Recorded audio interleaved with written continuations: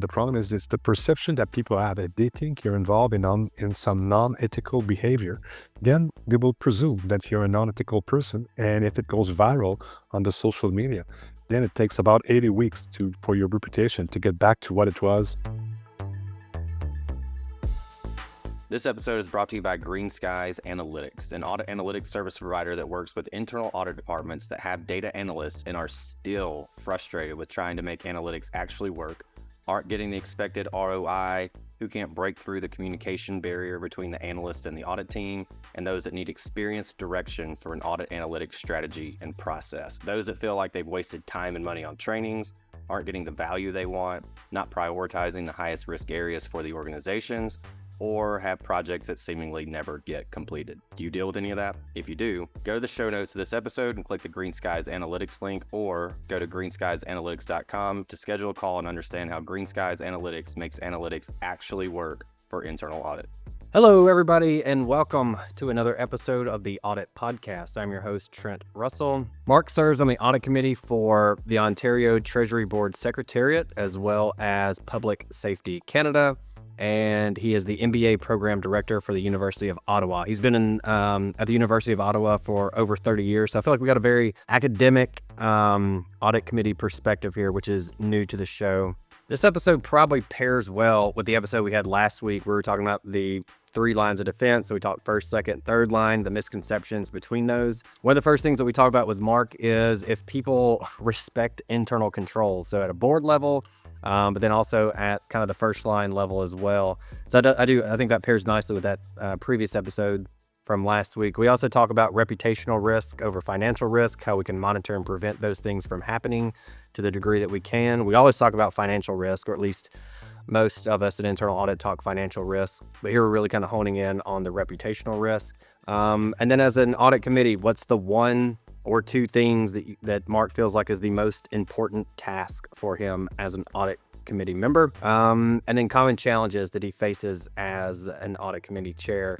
And so take those, empathize with your audit committee chair. It can probably even help with conversations with them. If you don't have a great relationship with them, take those last 2 points, kind of think about those and see about how you can help basically your audit committee chair or your audit committee members, especially with empathizing with them and really just kind of helping them as well as they help you. With that said, here we go.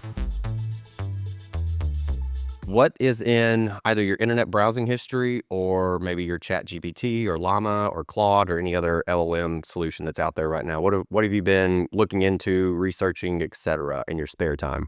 I've been looking for ethical dilemmas for professional in different industries, and what are the best option in order to, I would say, act ethically, because very often the problem is we take for granted that what we do is ethical.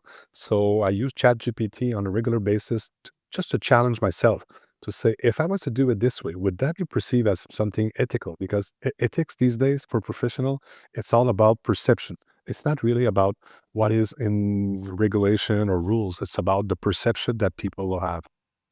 And you're saying perception relative to like reputation risk? Is that what we're talking about? Exactly. In terms of reputational risk, the problem is it's the perception that people have. If they think you're involved in some non-ethical behavior, then they will presume that you're a non-ethical person. And if it goes viral on the social media, then it takes about 80 weeks for your reputation to get back to what it was before the allegation. And I'm not even talking about a conviction, just talking about an allegation. So 80 weeks, Yeah. for some people, it's a year and a half. For guys like me, it's 560 nights that you go to sleep Yeah. wondering what's going to come up next day. That's a good stat. I did not realize that. Thank you for sharing that. If you haven't already, there is a book. I'm going to maybe butcher it, but we'll get enough of it right that people can look it up. But The Politics of Internal Auditing, or Politicking in Internal Audit, something like Good. that. It was co-authored by Patty Miller, who was on the show, and she's going to get mad at me because I forget the other co-author, but they weren't on the show, so it's hard for me to remember. Anyway, that has probably been, I've said this multiple times on the show, there is no book on how to be a chief audit executive. There's a lot of books around how to be a CEO, how to be a CDO, how to be a CMO, a CIO. There's a lot of books on that. There's not any really specifically on that. But I felt like what they put together is probably the closest thing, because it speaks to the reason I'm saying all this. It speaks to exactly what you're talking about. you're going to be, as a CAE, I forget the numbers, but let's call it around 60% of the time, you're going to get some kind of external pressure from the board or someone to go something to the effect of, I know you found that finding, don't publish it, basically, like sweep that under the rug or something to that effect, where it does call into your ethics and you have to make that decision. And so the one quote that I really love that someone said was basically keep your 2 weeks notice or your notice in your pocket at all times, because as a CAE, you never know when you're going to have to go, I'm not doing that. I'm not going to sweep that under the rug. I quit, basically. And I thought that was really powerful. Hey, everybody, we'll get back to the guests, but real quick, just wanted to let you know, block your calendars for March 5th, 2025. If you attended the Audit Analytics and AI conference back in the fall, we're going to do a mini Audit Analytics and AI conference on March 5th. So it's going to be from 9 to 4. So we're going to go 9 to 12. Then we'll do an hour break, and then 1 to 4. These are Central Time, so Chicago time zone. All right, so go ahead, block your calendars off, and we'll make the announcement when registration opens. All right, back to the show. What about, totally unrelated, but what about emojis in emails? Are you for them or against them? Actually, I'm against that because sometimes it may actually not express fully what you want to say, especially if you're a professional. If it's with friends, again, you can use emojis, I'm all cool with that. But if you're a professional and in their communication, you have to be careful because I might laugh at something. It doesn't mean I agree to it. I might find it funny the way you said it, in the context you said it, but it doesn't mean that I'm supporting this. And these days, with all the international conflicts and stuff, that we have to be careful with what we say, what we do. I would say be very, very careful with emojis. Just a thumbs up, which is technically all good. Well, it means you agreed to something. And we have seen in auditing that when there was one case that was pretty famous because the person was in charge of the building of a large project. And what happened was that, sorry, I should say the construction of a large project. And what happened was that there were some extras. So the supplier sent them a texto in which he says, hey, we're going to have additional costs related to the project. Do you agree? And he just said like thumbs up, but he didn't say I agree on the amount you're going to charge me. I agree that yes, there might be some additional charges. And it went to court and they said, yeah, you agreed with the fact that they would charge you additional amount. You didn't not ask how much, but you agreed. So we're upholding you to that. So that's one thing that we have to be careful. I think we can still communicate these days, and just like put a couple of words, but don't just use emojis because sometimes it might send the wrong signal, and then this is could lead in a reputational risk once again. I think that's been so we've just started asking that question maybe the past 5 or 6 weeks or guess worth anyway. And I think the common theme has basically been how your emoji could be interpreted by someone else. And that's where it can get kind of tricky. And then by and large, yeah, the more formal the relationship, the less emojis. I think if we diagrammed it, that would be it. All right, that's interesting. I didn't know that story about the thumbs up, which, yeah, he meant okay, not like, okay, I received your message, I heard, not, yes, I agree to that. That's interesting. Haven't heard that side of it yet. Okay. This was something I thought was interesting that you mentioned when we were doing the pre-recorded, the kickoff call. So before we hit the record button, where you said you feel like some folks don't respect internal controls. And I was a little, not shocked, but I went, okay, well, that, kind of sucks. As an internal auditor, basically, you don't want to hear that, but I think it's also important to understand the truth and the reality of the situation. So why did you speak to it like that? Why do you say people don't respect internal controls? And is there a certain group maybe that doesn't? Okay, I would say people will, whenever they see an internal control, they try to see is there a way around. They try to find the loophole. I call these people the chief loophole officer at their organization. They're there. They really wonder and they question a lot about the control. Like, can you explain in details? And at one point, you feel they're very interested, but technically, what they're doing is just validating what you will tell them. And then what you haven't said, they're going to say, well, you didn't say that I wasn't able to. So there we go. I assume that I could. So it's not that, because when we put internal control, technically we're controlling something, we're restricting people to do something that we don't want them to do. So for some people, to receive a restriction, and especially these days, people don't like to be told that they're not allowed to do whatever they want. So if you tell them that there is a restriction, they're going to try to find a way around. And that's the danger. So it's not that they don't believe in internal control. They think that if the internal control doesn't prohibit them from doing something, that they can do it. And that's where I make the difference between the letter of the law, which is compliance, and the spirit of the law, which is ethics. So this is where I tell, be careful. Ask yourself, why did they put that control? What was the intention? And then from there, you might say, okay, yes, that's right. The control right now might not be working efficiently. So, but still, I'm not going to take advantage of it. I will report it. Say, by the way, when you're saying that you have this internal control in place, honestly, it's really not working. But don't use it and abuse it. Report it. Make sure to change it. That's usually so. Some people might feel that imposing controls on them is something that they cannot really deal with, and they're going to try to find a loophole. If they can find loophole, then they will actually comply. But if they can try to find a way around, they might try to. And is this, would you say people by and large and how we are as people, or is it a segment of people? It's the young generation when they are in high schools and universities. We always negotiate with them. We don't tell them that they're not maybe subject matter expert in what they're doing, which is logic. They're at university. They feel they're subject matter expert. They feel that you cannot tell them that they're not doing something right because it's not good for their self-esteem. So whenever you try to put a control, they're smart. They'll find ways around. And if they can't, they're going to use Chat GPT. So it's the people who usually try to find ways around internal controls are smart. They're not stupid, because the stupid one would just they just don't care.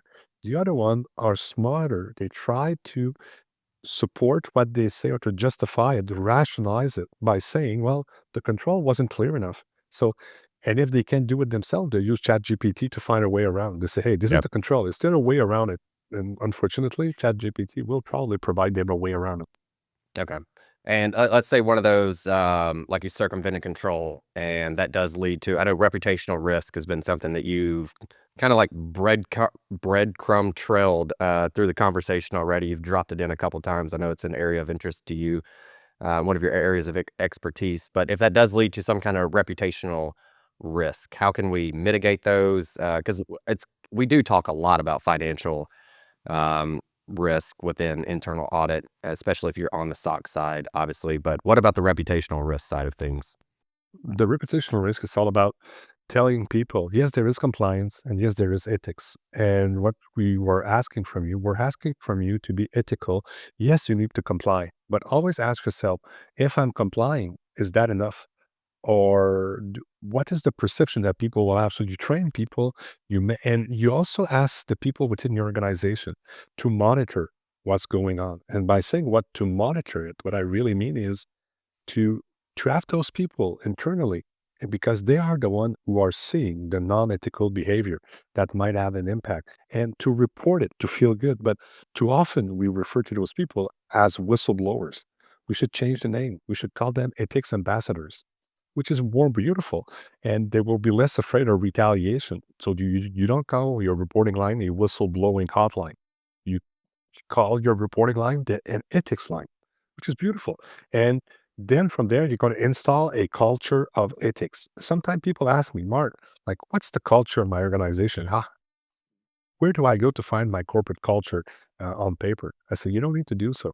Just turn around, look, and see the less ethical behavior that you see that is being tolerated by management. So that's the importance. Sometimes management will tolerate unethical behavior because the person has a good heart or the person doesn't have bad intention. It doesn't matter. For someone who will witness it and who will have the perception, this is what's going to be the problem. So that's what I tell people. It's not about your intention. It's about the signal that you're sending. So in terms of auditing, we notice those things. So if there is a control or a procedure in place, and if some people don't respect it, well, that's a problem. So it shows that you will tolerate it, which is not what you really want to do. So perception. Yeah. Is there I think everybody loves a good like fraud story or, reputational risk story. Maybe in this case, is there a good like use case a story that you could share with the audience? Well, I think McDonald had one a few years ago when their CEO was involved in what he said was a consensual relationship with one of their employees, which happened to be true. But at the same time, when they investigated, they realized that he was also involved in three different other type of relationship involving employees, but those were not being consensual. So that was an example of people who actually knows there is rules and code of conduct in place. They don't think it applies to them because they say, "Hey, we're both single. So if we're single, what's wrong with it?" Well, it's not the way it goes. There's code of conducts you need to, and code of conducts apply to everyone. We also had some international organizations that were helping people, like the Red Cross. Well, their biggest reputational issues came from the volunteers. And it's hard to monitor volunteers because technically they're not on your payroll. They're a good-hearted person, but when they go into critical situation, sometimes they might actually not act ethically. And by saying not act ethically is they might decide who's going to get the food or who's going to get the whatever we provide them. And that's not the way it should go. They have to follow the procedure, the guideline. Otherwise, it gives a perception that if you get friendly with them, you're going to have the aid first, which is not the way it is. Yeah. And as a audit committee chair, is reputational risk top of mind for you, or is there something maybe more important? Like what's your most important task you would say as Uh, audit committee member? I would say most important task is to make sure that people understand the role and the added value of internal control. So we always make sure that whenever we put the control in place, that people fully understand why we do it. So we tell them what is the nature of the control and why. So not only the letter, but the spirit. Why did we put that control in place? And we tell people we're trying it. If ever you find out that there is an issue, it's not working as it should, we're going to monitor as best as we can, but please feel free to report, feel free to prevent. And this is what I always say as an audit chair, you always want to make sure that you will prevent things from happening. Detecting is one thing, and you always feel good when you detected something because then you have something to show. But prevention is way better. I'm always happy when someone said, "Man, I don't know what I'm doing. I don't know what's my added value because technically nothing ever happened." Well, if it doesn't happen, it maybe because you're doing your job correctly and your people knows about it. So sometimes prevention is way better than detection. Okay. And then again, the audit chair perspective, let's say you're any given CAE that you're working with, if you had to measure maybe their success or their impact, you can kind of take that however you want to, but if you had like one metric to use, which obviously isn't realistic, but for the sake of, the thought exercise, what would that metric be to be able to say, yes, effective CAE or no, ineffective CAE? I would look at complaints against the control that we have put in place. Whenever we put new control, if there is no complaint at all, there's something strange. It's probably because people found a loophole. They found a way around. Whenever you're putting a new control in place, technically it restricts people from doing what they might want to do. So from some of them, they might actually voice themselves to say, "Come on, are you serious, man? This is gonna slow me down. This gonna that's additional work." You just say, "Oh, okay, all good. Thank you very much." I always wonder, like, I always trust people who challenge me, the one who just dodged the bullet, I'm always kind of suspicious. So I would say if we have a chief audit executive and people always say, "Oh my God, they're always coming up with new requirements, new procedures." Well, if this is our intention, I'm happy with it. If they all say, "Oh no, it's all good. He's the best person in town. He's so approachable. He's such a nice," which is all great. But in a certain way, they need to fear and respect that person better than to love and abuse that person. So sometimes if you're feared for the right reason, I'm all good with it. And aside maybe from, I'll just call that controls execution or controls implementation, and that True. being an issue that you have to work with, what are some other common challenges you face as a audit chair? Um, I I see people who are doing non-ethical behavior not because they have bad intention. They suffer from performance anxiety. Hmm. They cannot accept the fact that they might not reach the target that was set or to get the good or an excellent performance evaluation, then they get all stressed out and they will make unethical behavior and unethical choices. And it's all about when they're going to be facing an ethical dilemma. One thing I want to make sure is they will never take an ethical dilemma and convert it into a cost benefit decision to say, okay, if I was not to respect the rule, the procedure, what would be the impact? Is it less than what I'm going to get out of it? That's first thing that I don't want them to do. And secondly, I want them to feel comfortable to challenge, but also to come up with new procedures, new guidelines.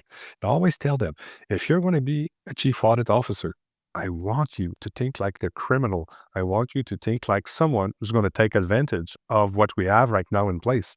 Because if you think that what we have is the best, I'm happy with it. But try to challenge it. Try to say, hey, if I would be a bad person, how would I do it? And then if you find out how you would do it, then put internal controls in place in order to make sure that cannot happen. Got it. All right, I'll give you the floor now. So speaking to largely internal auditors on this podcast, although there's external, there's risk management, there's some cyber folks also that listen. But knowing that's the primary audience, what's the lasting message you want to leave with the audience today? I would say your role as a gatekeeper, because technically that's what you're doing, you're a gatekeeper, is not one that is easy. It's not one that's going to make you very popular. So people might not always like what you're doing, which is normal because that's part of your role to put controls in place to actually prevent things from happening. But keep in mind that people will respect you if what you're doing is the right thing. If you lead by example, if you apply the procedures or the controls uniformly, you're not favoring people over others. It applies to the chair of the board, same as the volunteer. It applies to everyone within the organization. Uh, as I said before, it's better to be feared and respected than to be loved and abused. And very often, the biggest challenge you're going to have is with what you're going to be coming with people that you get along with. They might try to ask you, oh, well, could you do me a favor? If you're a chief audit executive, well, you don't do favor for people. You might give advice, but you don't do favors. So you will never be the most popular person. But on another way, maybe that's just doing your job correctly. So if you know that what you're doing is the right thing when no one is watching, then you got it made. Hey everyone, thank you very much for listening to this episode of the Audit Podcast. Whatever platform you're listening on right now, I'm sure there's a subscribe button somewhere, so please hit the subscribe button there. If you're listening through iTunes or Spotify, feel free to go give us that 5-star rating. It only took me about 16 seconds to give myself a 5-star review, and it really helps to get future guests to come on the show, so we'd really appreciate that. Lastly, be sure to check out the show notes and follow us on all our social media channels on Instagram, on LinkedIn, and on TikTok. Also, if interested, please sign up for our weekly newsletter from the Audit Podcast. Thank you all. Have a great one.